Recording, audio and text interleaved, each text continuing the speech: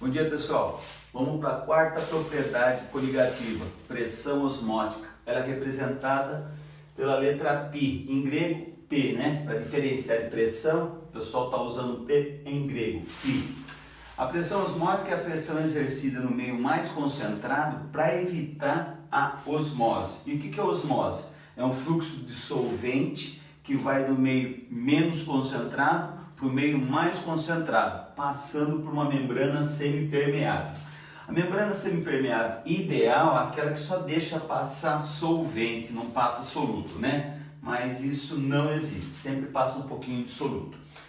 A fórmula para a gente determinar a pressão osmótica é derivada lá da fórmula mais importante de gases, né? PV-nRT. Então, pressão osmótica é igual a molaridade da solução, constante universal dos gases, temperatura em Kelvin e o fator de correção de Van 't Hoff.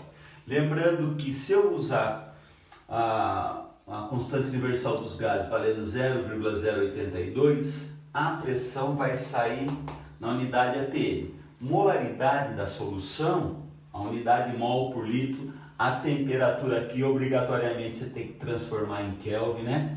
Pega a temperatura em graus Celsius, soma mais 273. E o fator de correção de Van 't Hoff do soluto que você está usando lá no solvente. Bom, imagine isso aqui é uma tubulação de PVC e bem no meio eu vou colocar uma membrana semipermeável. Olha um exemplo aqui de membrana semipermeável. Papel celofane, né? Um polímero que o homem produz através da celulose.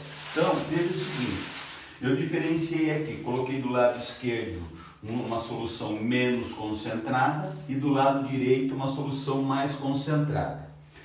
Com o tempo, esse nível aqui vai diminuir e esse nível aqui vai aumentar. Por quê? Porque a água vai fluir, vai passar pela membrana semipermeável. Lembra que aqui é o meio menos concentrado e aqui é o meio mais. Quando é que isso aqui vai parar? Quando as concentrações ficarem iguais. Então, em determinado momento, esse nível sobe aqui, entra bastante água, dilui, e aqui, como está perdendo água, vai ficar concentrado. Então, a osmose vai cessar quando as concentrações ficarem iguais. O pessoal já determinou que quando as concentrações ficam iguais, a água fica entrando e saindo, mas não fica mais modificando as concentrações. Tá? Bom, algumas aplicações, né? Conservação de alimentos, o charque, a carne seca, compotas, ou até o bacalhau, né? Eles são conservados com excesso ou de sal ou de açúcar. A gente tem aplicado a osmose reversa para retirar a água potável da água do mar. O que é a osmose reversa? É o processo contrário.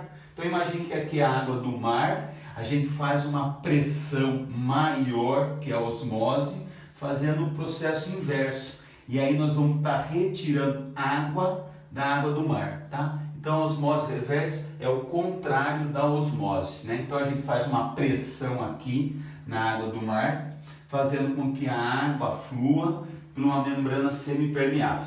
O estado de São Paulo já tem uma usina de osmose reversa preparadinha. Quando estiver faltando água, o pessoal vai bombear a água do mar para retirar a água da água do mar. A condução, né, a elevação das seiva das plantas também é um processo derivado da osmose. E só um exemplo, se a gente pegasse uma célula e colocasse no meio hipertônico, o que iria acontecer? A água estaria saindo do meio menos concentrado que a célula, indo para o meio mais concentrado, que é o hipertônico. E no final do processo, a célula iria encolher, iria murchar. Tudo bem? Um abração, até a próxima.